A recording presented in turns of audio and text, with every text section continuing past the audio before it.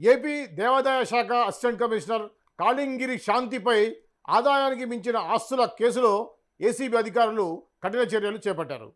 ఫిర్యాదులు అందిన నేపథ్యంలో మంగళవారం ఉదయం తాడేపల్లి, ఉండవల్లి సహా 4 ప్రాంతాల్లో ఏకకాలంలో సోదాలు నిర్వహించారు. అయితే ఈ సోదాల్లో భారీగా అక్రమ ఆస్తులు వెలుగులోకి వచ్చినట్లు ఆల్రెడీ మనం చూసాము. అయితే విశాఖపట్నం ఎండాడాలో ఒక లగ్జరీ ప్లాటు, తాడేపల్లి కుంచన్ పల్లిలో 2 అంతస్తుల భవనం ఉన్నట్టుగా గుర్తించారు. అదేవిధంగా 770 గ్రాముల బంగారం నగలు, సుమారుగా 3 కిలోల వెండి స్వాధీనం చేసుకున్నారు.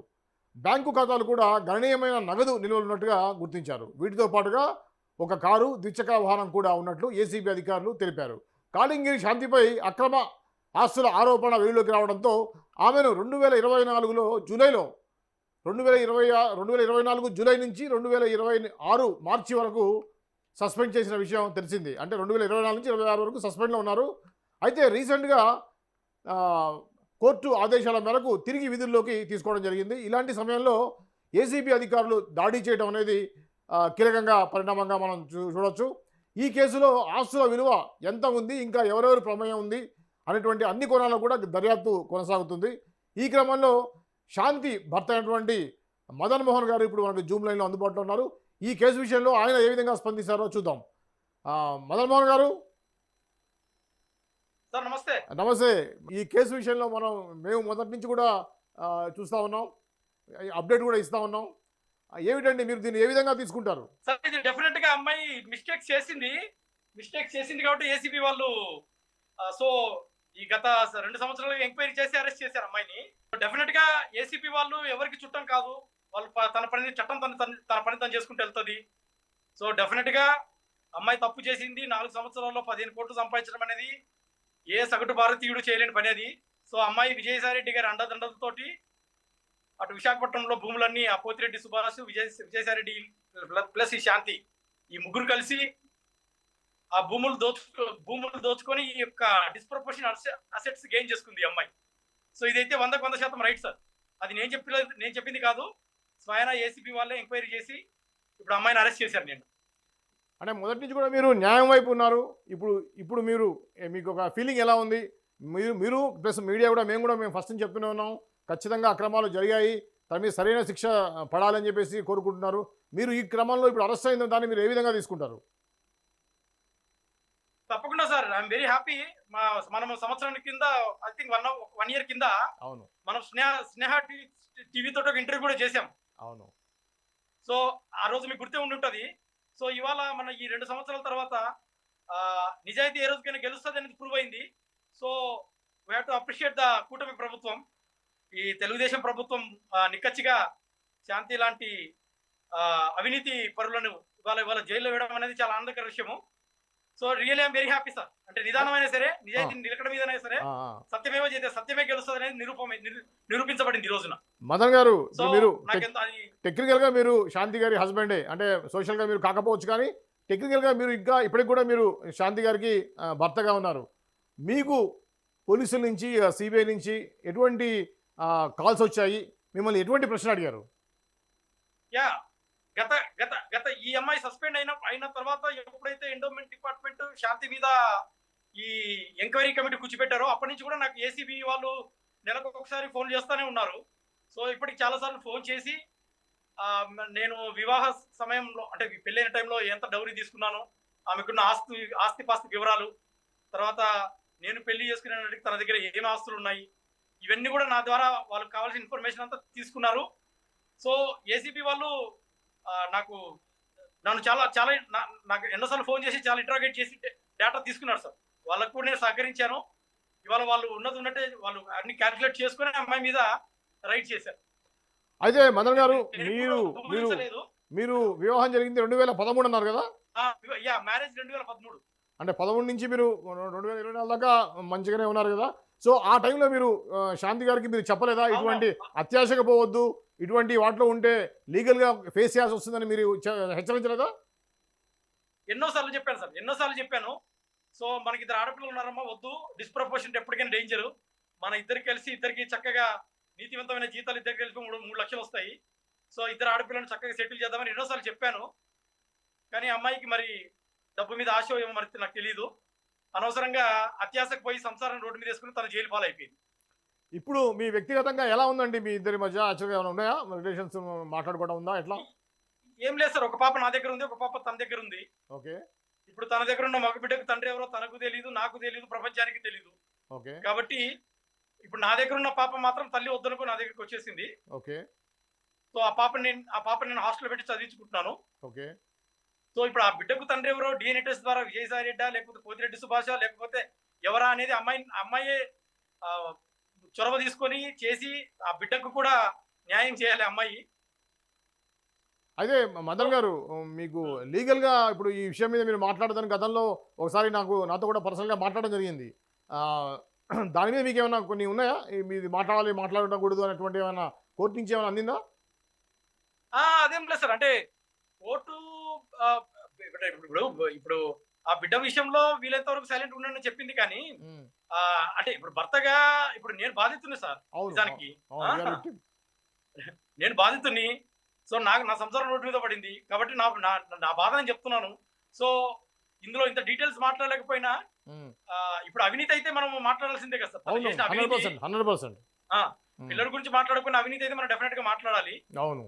ఎందుకంటే స్టార్టింగ్‌లో నేను నీతి నిజాయితీ పరుడిని, నేను ఒక ఇంచు భూమి కూడా వదలలేదన్న అమ్మాయి హ్మ్. మరి ఇవాళ ఏసీబీ వాళ్ళు ఎందుకు అరెస్ట్ చేశారు అమ్మాయిని? అదే గదా! డెఫినిట్‌గా అమ్మాయి తప్పు చేసిందని వాళ్ళు నిర్ధారించుకున్న తర్వాతనే ఎఫ్ఐఆర్ చేశారు. అదే. ఏసీబీ అనేది నాకు చుట్టం కాదు, మీకు చుట్టం కాదు, ఎవరికి చుట్టం కాదు అది. ఏసీబీ ఎవరి మాట వినదది. అవును. సో డెఫినిట్‌గా చట్టం తన పని తను చేసుకుంటూ పోతది. ఆ భాగంలోనే అమ్మాయి మీద తప్పు చేసింది నిర్ధారించుకొని వాళ్ళు ఎఫ్ఐఆర్ చేసి నిన్ను అరెస్ట్ చేశారు. కాబట్టి చేసిన అవినీతి గురించి పబ్లిక్ మాట్లాడుకోవచ్చు. ఇది పబ్లిక్ ఇష్యూ. ఎక్స్‌చెక్కర్‌కి సంబంధించిన ఇష్యూ. డెఫినిట్‌గా మనం మాట్లాడుకోవచ్చు. అవును. అయితే మీరు వైసీపీ ప్రభుత్వంలో అక్రమాలు జరిగాయి. టీడీపీ గవర్నమెంట్ కూటమి ప్రభుత్వం వచ్చిన తర్వాత కూడా ఆ ఫైల్ ఇంకా ముందుకు పోవట్లేదు. తన మీద ఎటువంటి యాక్షన్ తీసుకోవట్లేదని కొంత ఆవేదనకు చెందిన విషయం గమనించాం మేము. ఇప్పుడు మీరు ఆ విషయంలో ఎలా ఫీల్ అవుతున్నారు? కూటమి ప్రభుత్వం ఎలా పనిచేస్తుందంటారు ఈ విషయంలో? డెఫినిట్‌గా సార్. అంటే ఆహ్, కొద్దిగా లేట్ అయినా సరే సో అమ్మాయిని అంటే నాకు మొదటి నుంచి కూడా ఏసీబీ గాని, గవర్నమెంట్ గాని చెప్పిందేంటంటే, "మదన్ తొందరపడొద్దు. డాక్యుమెంటరీ ఎవిడెన్సెస్ కావాలి. We are digging. We are referring all the bank accounts of all the people. ఆమె వెనకాల ఉన్నవారు ఎవరెవరు అకౌంట్స్ అన్ని తీస్తున్నాం కాబట్టి టైం కావాలని నన్ను ఆ రోజు రిక్వెస్ట్ చేశారు. బహుశా ఈ రోజున అది వాళ్ళకు సరైన ఆధారాలు దొరికినట్టున్నాయి. కాబట్టి నాకు కూడా తెలీదు వాళ్ళు ఈ విధంగా రైడ్ చేస్తారని. అదే సో సడెన్‌గా రైడ్ ఎవరు కూడా చేయడం ఎక్స్‌పెక్ట్ చేయలేదు. మార్నింగ్ 5:00 వెళ్లి రైడ్ చేయడం 4 ప్లేస్‌లలో హ్మ్. ఆమెను అరెస్ట్ చేయడము అంతా జరిగిపోయింది. అయితే మదన్ గారు మేము కూడా ఏంటంటే ఆల్రెడీ పాజిటివ్‌గా ఉంది తనకి. ఆల్రెడీ జాబ్ కూడా వచ్చేసింది. లీగల్‌గా వెళ్ళింది ఆమె. 2 ఇయర్స్ అయిపోయింది కాబట్టి ఈ టైంలో చార్జ్ షీట్ ఏం చేయలేదు కాబట్టి నా ఉద్యోగం నాకు ఇవ్వండి అని చెప్పి ఆమె కోర్టుకి వెళ్ళడం. కోర్టు తిరిగి పోస్టింగ్ ఇవ్వడం జరిగిన క్రమంలో ఏసీబీ రైడింగ్స్ ఇంత ఫాస్ట్‌గా జరుగుతున్నాయి ఎవరు కూడా ఎక్స్‌పెక్ట్ చేయలేదు. అదేవిధంగా తను కూడా ఎక్స్‌పెక్ట్ చేసి ఉండదు. ఇంకోటి ఏంటంటే తన మీద ఇన్ని రకాలైనటువంటి వివాదాలు నడుస్తున్న క్రమంలో ఆమె సేఫ్ సైడ్‌లో ఎందుకు లేదు అనేసి సామాన్య ప్రజలు అనుకుంటున్నారు. ఇలాంటివి జరిగినప్పుడు జాగ్రత్త పడుతుంది కదా! ఎందుకు అంత ఓపెన్‌గా ఇంట్లో అన్ని పెట్టుకుంది, బ్యాంక్ డబ్బులు కానివ్వండి, బంగారం గాని పెట్టుకుంది అని అంటున్నారు. దాన్ని మీరు ఏ విధంగా చూడొచ్చు? ఆమె ఓవర్ కాన్ఫిడెన్స్ అనుకోవచ్చా? డెఫినెట్‌గా సార్. గవర్నమెంట్ హైకోర్ట్ ఆర్డర్ ఇచ్చింది. జాబ్ ఇవ్వమని ఇవ్వలేదు సార్ హైకోర్ట్ ఆర్డర్. ఆ! Take a appropriate decision and do appropriate review of her posting. ఎందుకంటే సంవత్సరం పైన దాటిపోయింది. 2 సంవత్సరాలు దగ్గర అవుతుంది. Take appropriate decision by reviewing the issue. హ్మ్. అంటే దాని అర్థం జాబ్ ఇవ్వమని కాదు. హ్మ్. జాబ్ ఇవ్వాలా, జాబ్ ఇవ్వకూడదా అని ఏదో ఒక డెసిషన్ తీసుకోండి అని కోర్టు డైరెక్షన్స్ ఇచ్చింది. హ్మ్. ఆ డైరెక్షన్ కట్టుబడే గవర్నమెంట్ అంటే principal secretary of endowment department వాళ్ళు ఎండోమెంట్ డిపార్ట్మెంట్ కి ఒక ఆర్డర్ ఇచ్చారు. ఏమని? ప్రొసీడింగ్స్ అంటే వితౌట్ ఎనీ ప్రెజుడిసెస్ ప్రొసీడింగ్స్ అయితే కంటిన్యూ చేయండి.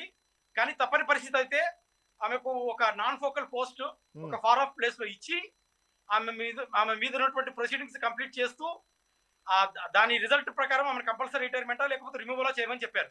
ఓకే. So okay. ఆమె జాయినింగ్ రిపోర్ట్ ఇచ్చింది కానీ పోస్టింగ్ ఇవ్వలేదు సార్ అమ్మాయి. ఆహా! ఓకే. ఇంకొకటి ఇప్పుడు మీరు అన్నట్టు అమ్మాయి అంటే ఏసీబీ వాళ్ళు నన్ను రైడ్ చేయరు, నేను అంతా కరెక్టే చేశాను అనే భ్రమలో ఆ ఇంట్లో తన బంగారం కానీ, ఆ కేజీ బంగారం కానీ, 3 కేజీల వెండి కానీ, కాస్ట్లీ పత్రాలు ఇవన్నీ దాచుకుంది. మరి నేను ఇప్పుడు దాకా విన్న న్యూస్ ఏంటంటే హ్మ్. విజయసాయి రెడ్డి గారి పత్రాలు కూడా కొన్ని ఇంట్లో బయటపడ్డాయని మరి సోషల్ మీడియాలో వస్తా ఉంది. ఓకే. అది ఆహా! ఎంతవరకు నిజం అనేది మరి విజయసాయి రెడ్డి గారికి ఈమె బినామీ అని. ఆ! హ్మ్. హ్మ్. సో ఏసీబీ వాళ్ళు చిక్కించినటువంటి పేపర్లలో విజయసాయి రెడ్డి గారి బినామీ పేపర్లు కూడా బయటపడ్డాయి అనేది సోషల్ మీడియాలో వైరల్ అవుతా ఉంది. మరి ఎంతవరకు నిజమో అది నేను కూడా వేచి చూడాలి మరి. హ్మ్. అయితే మదన్ గారు ఇప్పుడు ఈ కేసు సంబంధించి విషయంలో మీరు చూస్తుంటే ఇప్పుడు ఇటువంటి ఉన్నత హోదాల్లో పనిచేసేటువంటి వాళ్ళకి మీరు ఒక గృహిణికి కానీ ఏంటంటే ఉద్యోగం చేసేటువంటి వాళ్ళకి మీరు ఇచ్చేటువంటి సలహా ఏంటండి ఒక బాధితుడిలాగా ఉన్నా మీరు? యా సార్, తప్పకుండా సార్. భారతదేశం ప్రపంచ దేశాల్లో గొప్ప దేశం. ప్రపంచ దేశాల్లో అతిపెద్ద ప్రజాస్వామిక దేశం. సో భారతదేశంలో పుట్టడమే ఒక ఒక ఒక వరం అది. సో మనకిచ్చినటువంటి అవకాశాన్ని మనం అత్యాశకు పోయి మన జీవితాన్ని పాడు చేసుకోకుండా ఈ దేశాన్ని ఎంతో గొప్ప గొప్ప మహోన్నతులు ఎంతో కష్టపడి మనకి స్వతంత్రాన్ని తెచ్చారు గాంధీ లాంటి గొప్పలు. కాబట్టి మన జీతంతో మనం సరిపడుతూ ఉన్న దాంట్లో ఆనందపడుతూ ఇటువంటి తప్పిదాలు చేయకుండా నేను కోరుకుంది కూడా అదే. ఈ అమ్మాయికి శిక్ష పడితే ఇంకొక గవర్నమెంట్ ఎంప్లాయీ ఇటువంటి తప్పు చేయడానికి భయపడతారు. కాబట్టి ఈ అమ్మాయికి శిక్ష చేయడం అనేది కూటమి ప్రభుత్వం చేసిన అది గొప్ప పని.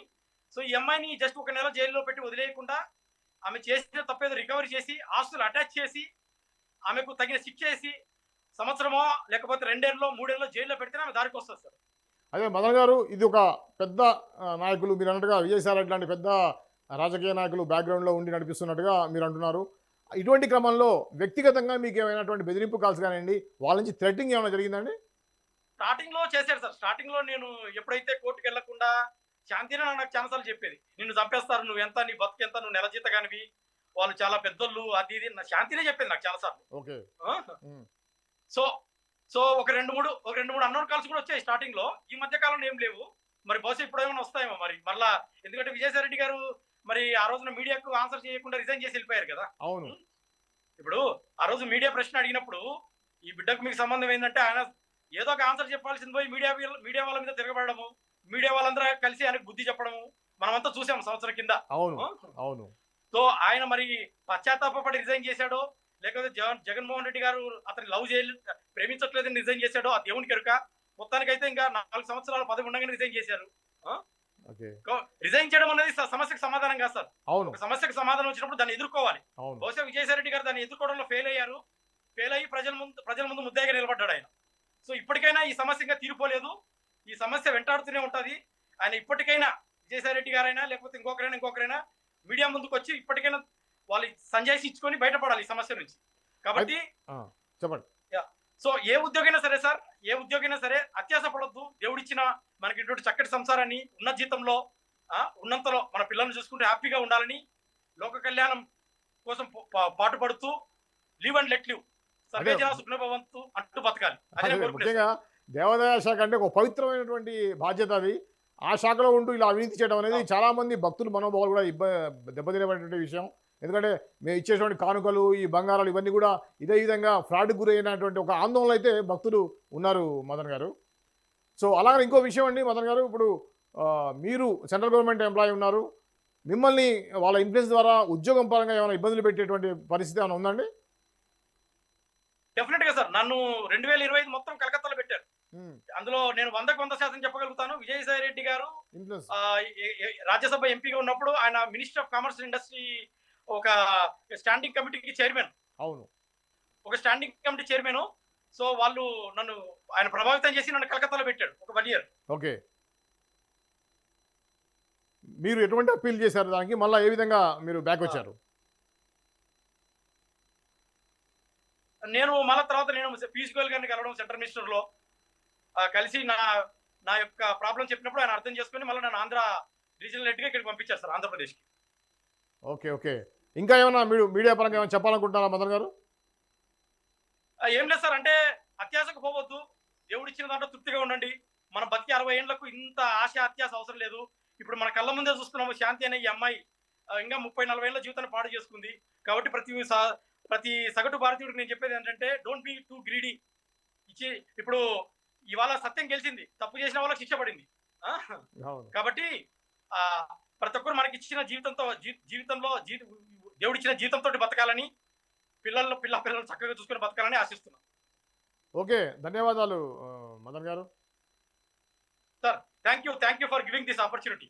సో ఇది మదన్ ఎవరైతే ఉన్నారో ఇప్పుడు అసిస్టెంట్ కమిషనర్ ఏపీ దేవాదాయ శాఖలో పనిచేసి రీసెంట్గా రైడింగ్స్లో దొరికిపోయారు. అత్యధిక ఆదాయానికి మించినటువంటి ఆస్తులు ఉన్నటువంటి విషయంలో అరెస్ట్ కావడం కూడా జరిగింది. దీనికి సంబంధించినటువంటి పూర్తి వివరాలు ఇప్పుడు మదన్ గారు వారి వైఫ్ వారి హస్బెండ్ తెలియజేశారు. మరో అంశంతో మళ్ళీ కలుద్దాం. చూస్తూనే ఉండండి పొలిటైన్ మీడియా.